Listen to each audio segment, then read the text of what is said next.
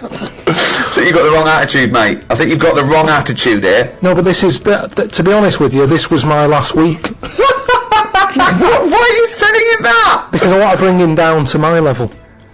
Right. What's that got to do with it? Well, you know, I've done this job for a long time. Right. Sometimes I felt like you. I've been, you know, even though I'm on this side, you know, sometimes I feel like, oh, I've had enough of this. Right, well, I haven't enough. But I'll tell you, I don't care about living or dying here. So if I don't get a car to the airport, all bets are off. I'm killing everyone and then myself. So you'll be a big loser. You will be a big loser, son. There you go. I'll give you the clue now, Carl. He doesn't care about getting away with it. Now you've got to get him to stand near a window. You've got to take him out because I've got a gun to someone's head. You can't burst in, right? You've got what? Come on. How do you get him to stand near a window? Oh, I bet you're hot in there.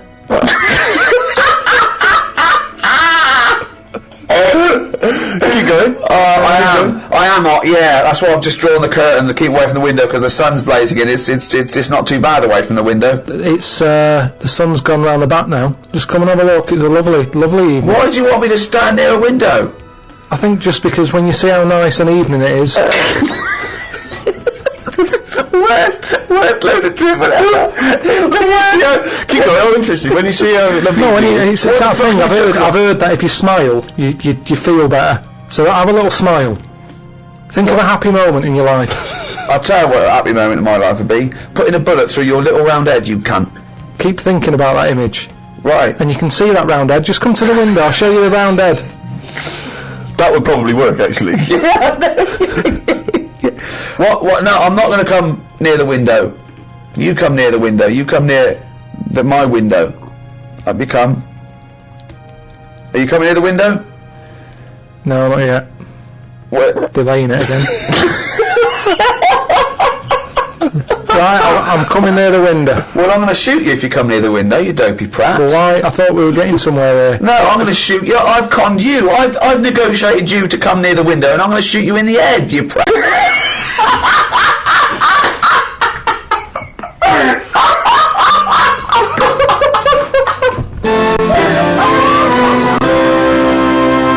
Well, that's about it. I hope you enjoyed the Ricky Gervais Guide to Law and Order. The next one in the series is the Ricky Gervais Guide to the Future, which is out on the 29th of December. So look forward to that. Anyway, it's goodbye from me, Ricky Gervais, Stephen Merchant, Goodbye, and Carl Pilkington.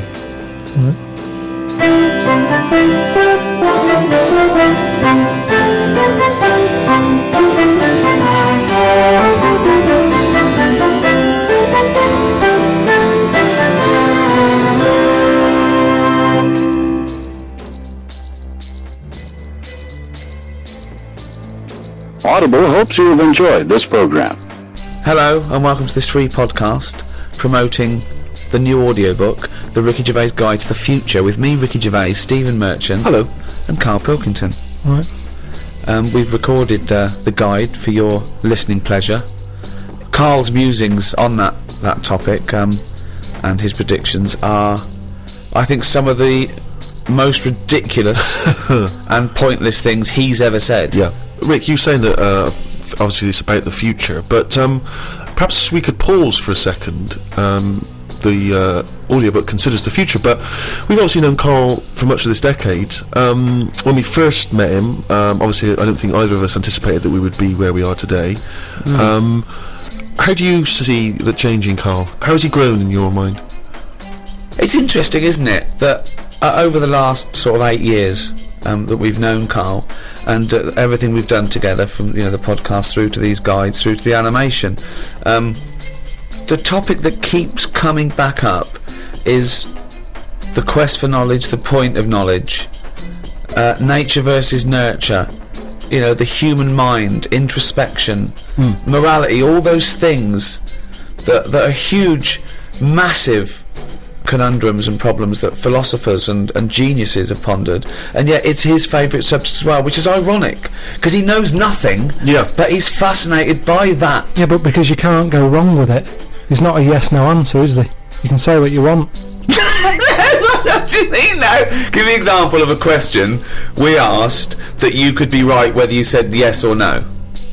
Well, the future stuff, the stuff we've talked about the future. Well, you can't might be wrong. laugh at You it. just don't know it. Do you mean if someone says, is the Mona Lisa a good or a bad piece of art, it doesn't matter what you say because it's opinion? Do you mean subjectivism, or do you mean... No, because that's just taste anyway. Well, I think there has got to be some sort of objectivism within art, really. What do you mean? Well, an expert said this is a good bottle of wine, this is a bad bottle of wine. Yeah, but he probably knows the good bottle of wine from the bad bottle of wine. But I'm glad I'm not that person who likes the good wine, because it's just making their life difficult for them, because they can't enjoy the cheap stuff. No, what it's like I watch MasterChef. Do they ever have beans on toast and be happy with it? No, but that's the different point. What I'm saying is, if you could, but a carpenter would know a good dovetail joint from a bad one, right? A doctor would know a good piece of stitching from a bad piece of stitching. So it might be the fact that because you deal with your taste buds and an aim, a paradigm of what excites them correctly, then you could tell a bottle that's turned within the last few hours, or a cheese that's not quite right. So it's a hindrance. But you might like bad wine. No, it's not that I like bad wine, it's just that I can't tell the difference. So it's easy for me. I'll have a nice drink and go, yeah, I enjoyed that. An expert will go, a little bit off. Right. So it's been ruined. Yes, but you have never said you enjoyed anything except munchies. So unless we're getting into munchy tasting... But I have had munchies where the chocolate's gone a little bit off. It's like it's been melted and frozen again. Right. And I go, I'm not happy with these. But that's because I've had a lot of munchies. Exactly! Yeah. Exactly! So you're suddenly a munchy connoisseur. Okay, what did you thought? You opened them up, did you see the chocolate immediately? I saw that it was a little bit white. So you see, because you could have seen that immediately. To have someone hadn't had munchies before, they might go, that's alright. You go, whoa, I've seen a million munchies, and that one's slightly off. I don't know, I prefer to give it to someone and say, what do you think of that? What do you mean? Well, let them have it and see if they enjoy it. But you know it's an inferior munchie, why would you give that to someone else? Because they'll get more out of it than me. So what, you'd give someone an inferior munchie? Yes. Why? Because they don't know the difference. It's like we could give all our bad food to some starving country. But why would you do that? Why don't you give them good food? Because we need the good food. Because we've got sort of fancier taste buds than them. So you're saying there is a right and a wrong, and to good and bad food. So you could say there is good and bad food. So you've put an objective view on taste. That was my initial point. No, but that's my taste buds. Yeah. But so you've got to taste every bit of food we send to Africa and go, don't send that one. That's the good one. That munch is a little bit white. Send it off. What are you saying? I've already said what I'm saying. I said that at the end of the day, if you spoil yourself, you can't enjoy the simple things. So what, never have something that's too good because there's no going back? Have it as a special treat, but not every day. Right. The chefs on MasterChef, they're not enjoying a meal. They leave the food in the mouth far too long. They're tasting it for too long. Get it et. They study it too much. If you study anything for too long, you can put yourself off it.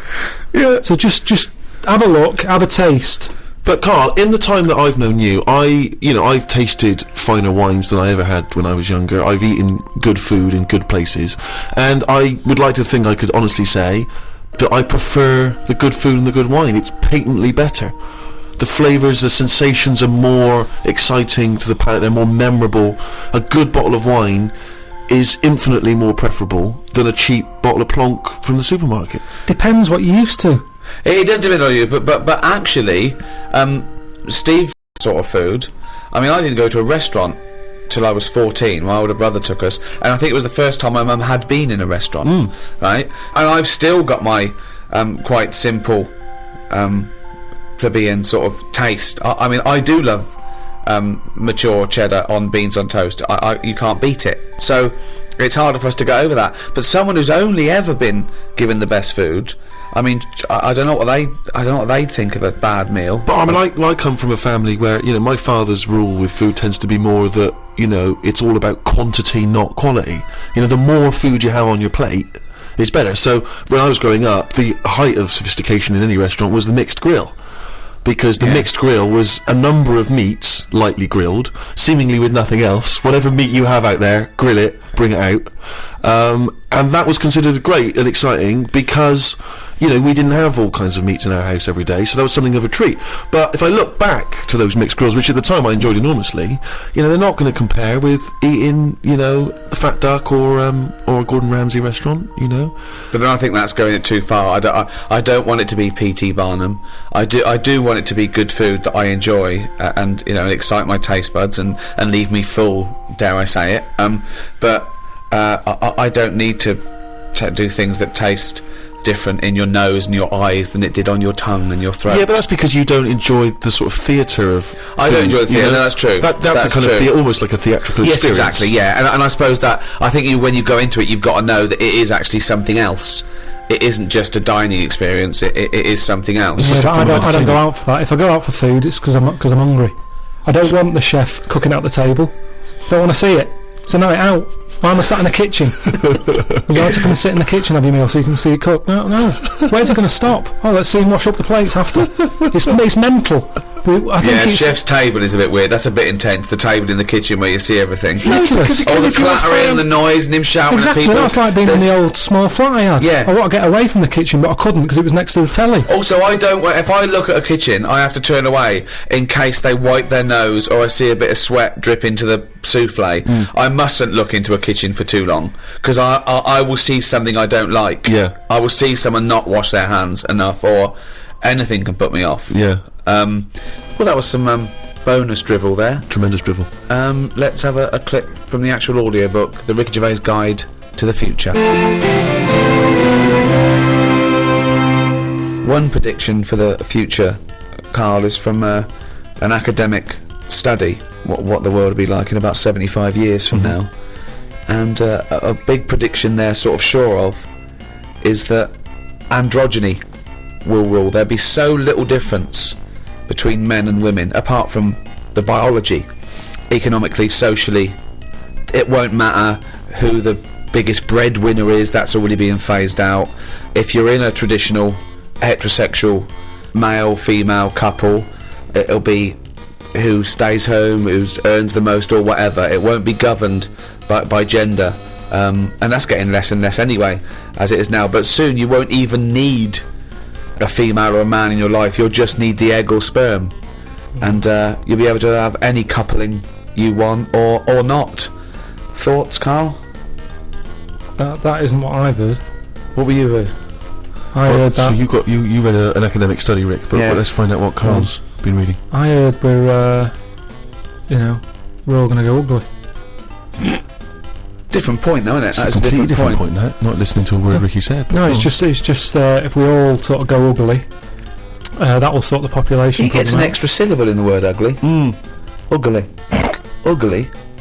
Ugly. Yeah, so that just sorts the population out because people aren't sort of having it away left, right, and centre. Well, no. Well, then that doesn't sort of. What do you mean? Sorry, Rick. I don't understand what the hell he said there. Are you saying because everyone's ugly, everyone won't want to have it away more with the ugly person? Yeah. Okay, I still don't. You seem to understand what he's talking about, Rick. I'm still confused. What he thinks is that if we're all ugly, then we still have this strange paradigm of beauty that won't exist, so we won't fancy anyone as much. No, they'll still sort of fancy, because at the end of the day we're animals, aren't we? Yeah. So we'll still have it away, but not as much as they'd like to do now, because it's all based on looks. Sorry, but what's this got to do with what this you world said? like? Describe a typical town or country. It's exactly right. Imagine London. You've still got the gherkin. You've still got the big wheel. That's It's just everyone's ugly. Right, and they're doing all the same jobs, are they? Everyone's still the world's got to carry on. What do they look like? What's ugly? Just imagine, like, I've never seen anyone when you've just gone, look at that. Yeah. Right. Well, like that. Yeah, but hold on. It's ugly by today's standards, is it? So I throw forward to 75 years, you'll go, oh, everyone's what we call ugly. But what's happened to society? What do they think of everyone? They won't suddenly go in, and it's annoying, we've got uglier. Because it's not like because a strict... we have got better looking, haven't we? If I look back now at a school photo, yeah, you look at my class and you go, what was going on then? You can't tell the difference between some of the girls and the blokes. No, but that's not true. Because It is, honestly. Look that's at it and fashion you and see nutrition, and I see that. Yeah, when I see an old episode of Bullseye, I think, Jesus, the men look like rakes with no teeth and a moustache, and they're bald with their hair down like a paedophile. And he goes, "Now, how old are you?" And I go, 52. 50 goes, "I'm 22." What? Yeah, but that's more because of the sort of people that used to go on Bullseye. I mean, you know, Paul Newman was never going to pop on Bullseye. Yeah, exactly. You know, because he was actually a plumber from, you know, Yeah, Essex. and then think of the people that he grew up with, Well- I mean, some of them live in holes now. Yeah. So, you know, I don't think the class of Pilkey 1982 doesn't really count. When he said we've got better looking, I thought he was going to talk about cavemen, not his school photo. I mean, what happened there? There's been no evolution in that time. What are you talking about, Carl? Well, there you go. The Ricky Gervais Guide to the Future. Well, we hope you enjoy the future, whatever it holds for you. We do. Yeah? Goodbye from me, Ricky Gervais, Stephen Merchant. Yeah. And a man, I use the term loosely, who hasn't changed and probably never will. Carl Pilkington. Right. This is on.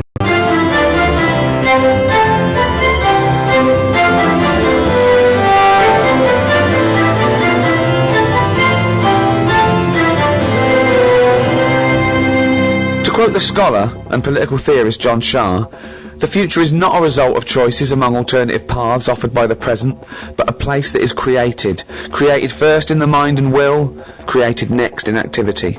The future is not some place we are going to, but one we are creating. From the schoolboy dreaming of big adventures to the scientist envisioning groundbreaking discoveries, we all care to imagine what the future will bring. Many people have attempted to predict the future, others to mould and control it. But what do we really know of the future? How does the past inform it? And what educated guesses can we make about the shape of things to come? To discuss these questions and more, I'm joined by Stephen Merchant, award-winning writer and graduate of the University of Warwick. Hello. And Carl Pilkington, fucking mong. Alright. One prediction for the future, Carl, is from an academic study, what the world will be like in about 75 years from now. And a big prediction they're sort of sure of is that androgyny will rule. There'll be so little difference between men and women, apart from the biology, economically, socially. It won't matter who the biggest breadwinner is, that's already being phased out. If you're in a traditional heterosexual male-female couple, it'll be who stays home, who earns the most or whatever. It won't be governed by gender, and that's getting less and less anyway, as it is now. But soon you won't even need a female or a man in your life, you'll just need the egg or sperm, and you'll be able to have any coupling you want or not. Thoughts, Carl? That isn't what I've heard. What were you heard? I heard So that. you read an academic study, Rick, but Yeah. let's find out what Carl's been reading. I heard we're all going to go ugly. Different point though, isn't it? That's a completely different point. there. Not listening to a word Ricky said. but No, go it's on. just if we all sort of go ugly, that will sort the population. He gets an problem out. extra syllable in the word ugly. Ugly. Ugly. Ugly. Yeah. So that just sorts the population out because people aren't sort of having it away left, right, and centre. Well, no. Well, then that doesn't sort of. What do you mean? Sorry, Rick, I don't understand what the hell he said there. Are you saying because everyone's ugly, everyone won't want to have it away more with the ugly person? Yeah. Okay, I still don't. You seem to understand what he's talking about, Rick. I'm still But confused. what he thinks is that if we're all ugly, then we still have this strange paradigm of beauty that won't exist, so we won't fancy anyone as No, much. they'll still sort of fancy, because at the end of the day we're animals, aren't we? Yeah. So we'll still have it away, but Yeah. not as much as they'd like to do now because it's all based on looks. Sorry, but what's this got to do What's with this what Ricky world said? like? Describe Ricky's- a typical town or country It's setting. exactly right. Imagine London, you've still got the gherkin, you've still got the big wheel. Right. It's just everyone's ugly. Right, and they're doing all the same jobs, are they? They Everyone's still, the world's got to carry What on. do they look like? What's ugly? Just imagine, like, haven't you ever seen anyone when you've just gone, look Look at that. Yeah. Right, well, like that. Yeah, but hold on. It's ugly by today's standards, is it? So I throw forward to 75 years, you'll go, oh, everyone's what we call ugly. But what's happened to society? What do they think of everyone? They won't suddenly go in, oh, isn't it annoying? We've got uglier. Because it's not like a Because we have strict... got better looking, haven't we? If I look back now Yeah, at a school photo, yeah.